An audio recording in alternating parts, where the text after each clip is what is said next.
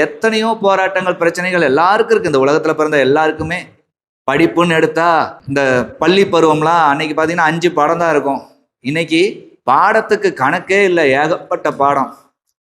அன்னைக்கு பள்ளிக்கூடம்னு இருந்தா சாயங்காலம் 5:30 மணிக்கு மேல இருட்டிருச்சுன்னா எந்த பள்ளிக்கூடமும் திறந்திருக்காது, எல்லாரும் வீட்டில் இருப்பாங்க.